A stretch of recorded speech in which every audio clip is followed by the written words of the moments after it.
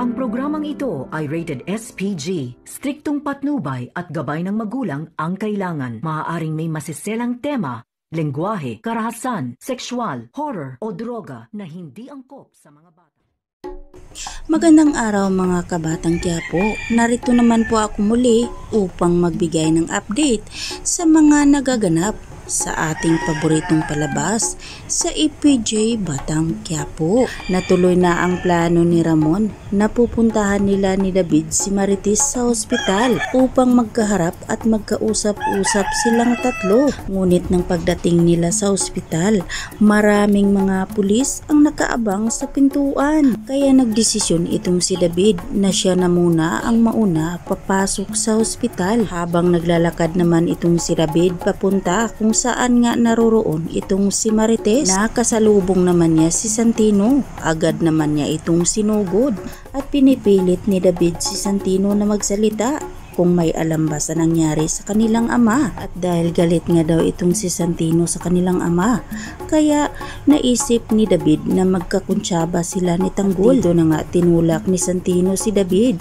at sinabi niya kahit galit nga daw siya sa kanyang ama, pero hindi niya kayang saktan ang kanyang tatay Rigor. Pero hindi naniniwala si David sa paliwanag ni Santino, kaya agad nga siyang tumuloy kung saan ang kanilang ama na si Rigor. At dito na nga niya nakita ang kalagayan ng kanyang ama na hindi na nga ito nagising at punong-puno ng mga pasa ang mukha nito. Dito na nga nagkausap si Marites at si David at galit nga itong tinanong ni David sa kanya kung bakit nagawa ni Tanggol na bugbugin ang kanilang ama. Kaya naman sinabi ni Marites kay David na nalaman na raw ni Tanggol ang matagal nang tinago sa kanya na hindi niya totoong ama itong si Rigor. Kaya galit na galit si Tanggol sa tatay mo nang malaman niya ito, at kahit matagal nang alam ni David ang katotohanan, nagkunwari pa itong nagulat. Hindi makapaniwala si David sa nakita niya sa kalagayan ng kanyang tatay,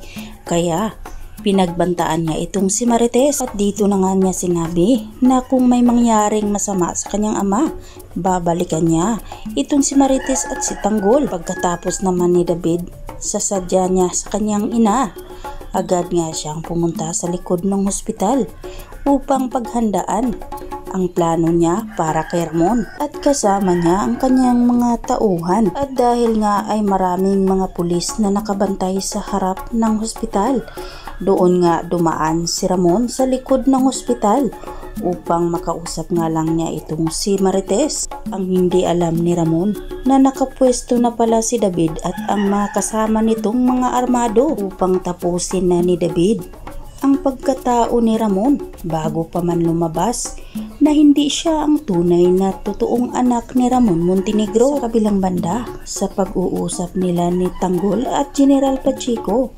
pumayag itong si Tanggol sa anumang gustong mangyari ni General Pacheco na tatapusin nila ang Mamba Carter kapalit ang tulong ni General Pacheco sa paghahanap sa kanyang tunay na ama na walang iba kundi si Ramon Montenegro. Magtatagumpay kaya si David sa kanyang plano at makilala pa kaya ni Tanggol ang kanyang tunay na ama?